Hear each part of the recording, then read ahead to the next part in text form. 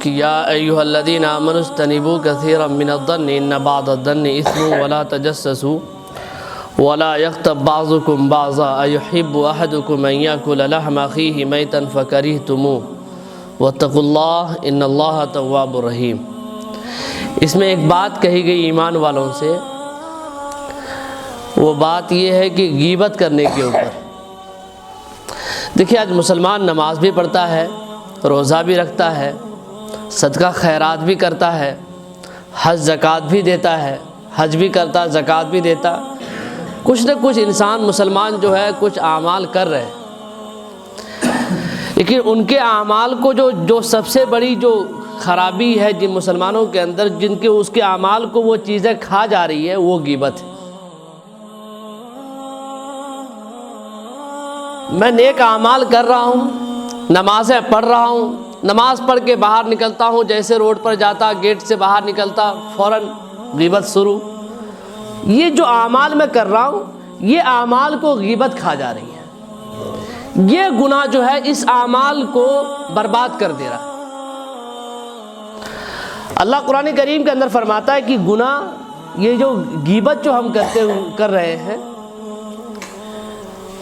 اس کے بارے میں اللہ فرما دیا کہ اس وجہ سے تاکہ مسلمان اور میرا خاص بندہ یہ سمجھ جائے کہ غیبت کتنا بڑا گناہ ہے۔ اللہ فرما دیا کہ میتن فکرہتموہ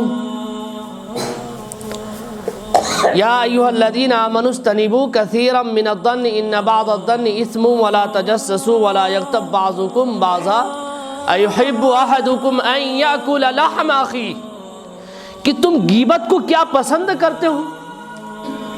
اگر تم غیبت کرتے ہو تو کیا تم اپنے مرے ہوئے مردار بھائی کا گوشت کھانے کو پسند کرتے ہو؟ تو ظاہر سی بات ہے کہ کوئی بھی انسان، چاہے وہ کتنا ہی بڑا بدبخت، کتنا ہی بڑا ظالم اور کتنا ہی بڑا متکبر گھمنڈ انسان ہوگا، گھمنڈ رکھنے والا انسان ہوگا، وہ کبھی بھی اپنے مرے ہوئے مردار بھائی کا گوشت کھانا پسند نہیں کرے گا۔ کرے گا بھائی؟ نہیں کرے گا۔ اب اللہ کہہ رہا ہے کہ جو لوگ غیبت کرتے ہیں، اب اس کو اسی کی تسبیح دے دو کہ وہ اپنے مرے ہوئے مردار بھائی کا گوشت کھاتا ہے، کھانے کے برابر ہے۔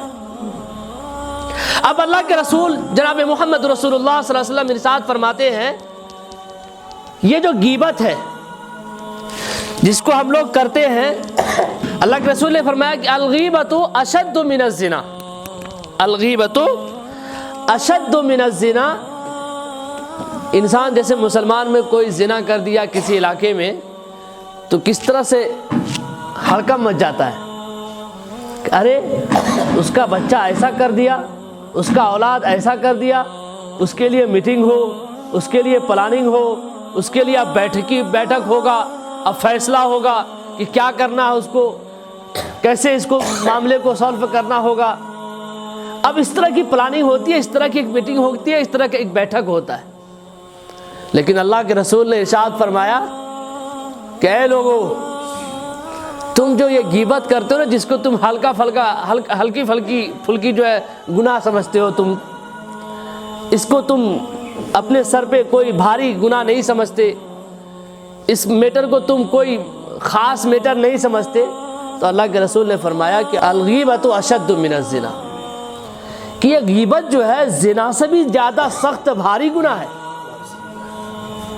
تو تم نے غیبت کو اتنا ہلکے میں لے لیا، تم نے زنا کو اتنا بھاری میں لے لیا کہ اب اس کے لیے تم ہر کسی پر پلاننگ کرتے ہو، بیٹھ کے کرتے ہو۔ زنا بھی گناہ ہے، وہ بھی حرام ہے، لیکن مسلمانوں کا جو عام ابھی رواج بن گیا کہ ہم عبادت تو کر رہے ہیں، ٹوٹی پھوٹی نمازیں تو پڑھ رہے ہیں، صدقہ خیرات تو کر رہے ہیں، اب وہ اعمال ہمارا کیسا اخلاص ہے وہ اللہ جانے۔ اللہ کو راضی کرنے کے لیے کر رہے ہیں کہ ریاکاری کے لیے کر رہے ہیں، وہ تو اللہ کا میٹر ہے، وہ آپ کا معاملہ، اللہ کا معاملہ ہے۔ لیکن غیبت کہ ہر مسلمان کے زبان پہ، ہر لوگوں کے زبان پہ یہ ایک عام رواج بن گیا کہ مسجد سے نکلو، گھر سے نکلو، گھر میں کہیں بیٹھو، چائے کی دکانوں پر بیٹھو، کہیں اڈا بازی کرو، کہیں پر جا کے آپ کو ایک سامان خریدو، اب وہاں پر سامان خریدنے کے بعد اب اگر ٹائم بچا تو ہم غیبت میں شروع ہو جاتے ہیں۔ کیوں دوسرے کی غیبت کر رہے ہیں؟ اپنے اعمال کے بارے میں فکر کرو، اپنے بارے میں فکر کرو کہ ہم کون سا اعمال کر رہے ہیں۔ بھائی ہم کو غیبت کرنے سے ملے گا کیا؟ ہمارے اوپر تو گناہیں ہو رہی ہیں، تو پھر ہم غیبت کیوں کریں؟ کسی کی پیٹھ پیچھے میں کسی کی باتیں کیوں کریں گے؟ اگر کسی کی بات ہم کر رہے ہیں اس سے مجھ کو بینیفٹ کیا مل رہا؟ کوئی بینیفٹ تو نہیں ہو رہا ہے۔ اس سے یہ ہوتا ہے کہ اگر آپ جس کی غیبت کر رہے ہیں، جس کے پیٹھ پیچھے میں آپ کچھ باتیں کر رہے ہیں، اگر کسی کے ذریعے سے وہ بات اس کو پتا چلتا ہے کہ ہاں اس نے میرے بارے میں یہ بات کہا، تو اس سے کیا ہوتا ہے کہ آپ کے دل میں اس انسان کے دل میں آپ کے لیے نفرت ہو جاتی ہے۔ وہ آپ کو دیکھنا نہیں چاہتا، آپ سے بات کرنا نہیں چاہتا، کیونکہ وہ سمجھتا ہے کہ یہ غیبت کرنے والا انسان، یہ اتنا بڑا گناہ کرنے والا انسان کیسے میرا دوست ہو سکتا، کیسے میرا مخلص ہو سکتا۔ الغیبت اشد من الزنا، کہ زنا سے زیادہ بھاری گناہ غیبت ہے۔ آج مسلمانوں کا ہر ایک ویکتی، ہر نوجوان، ہر بوڑھا، ہر عمر دراز انسان غیبت کے چکر میں پڑا ہوا ہے۔ کیوں غیبت کر رہے بھائی؟ کس سے مل کیا رہا ہمیں؟ اس سے بینیفٹ کیا ہے میرا؟ اس سے کیا فائدہ ہے ہمارا؟ اس سے نقصان ہے ہمارا۔ غیبت نہ کریں، کسی کی پیٹھ پیچھے میں کوئی باتیں کرنے کی کوئی ضرورت نہیں۔ ہم اپنے اعمال کو دیکھیں، ہم اپنے بارے میں فکر کریں، جتنا وقت آپ کو بچتا ہے ہم اپنے اعمال کا محاسبہ کریں، اپنا فکر کریں، اچھے اخلاق کو بنائیں، اچھے ویوہار کو بنائیں۔ انما بعثتم لیتمم مکارم الاخلاق، اللہ کے نبی ارشاد فرماتے ہیں کہ مجھ کو بھیجا گیا تاکہ میں کیا کرے، اخلاق کو، اچھے ویوہار کو پھیلاؤں، اس کو مکمل کروں۔ آج مسلمان اپنے غیبت کے ذریعے سے اپنے اخلاق کو کھو رہا ہے، اپنی کمی کو لوگوں کے سامنے اجاگر کر رہا ہے۔ ہم اس کے سامنے بیان کرتے، اس کے سامنے بیان کرتے تو آپ کی حقیقت سامنے آتی ہے کہ آپ ہیں کتنے بڑے انسان، آپ کے اندر کتنی اللہ کا ڈر ہے۔ کوئی انسان کسی نمازی کے سامنے شراب لے کر آئے تو آپ اس کو دھتکار دیں گے، آپ اس کو پھٹکار دیں گے، کیا میرے سامنے شراب لے کر آئے ہو، میں شراب پیوں گا، میں نماز پڑھتا تمہیں سمجھ میں نہیں آتی بات، میں مسجد جاتا ہوں میں کیسے شراب پیوں گا، میں مسلمان ہوں میں کیسے شراب پیوں گا۔ ارے میرے بھائیو، جس طرح تم شراب سے نفرت کر رہے ہو، وہ شراب لانے والے انسان کو آپ دھتکار رہے ہو، اور وہی انسان آپ کے سامنے غیبت کرتا تو آپ اس میں ہاں میں ہاں لگاتے،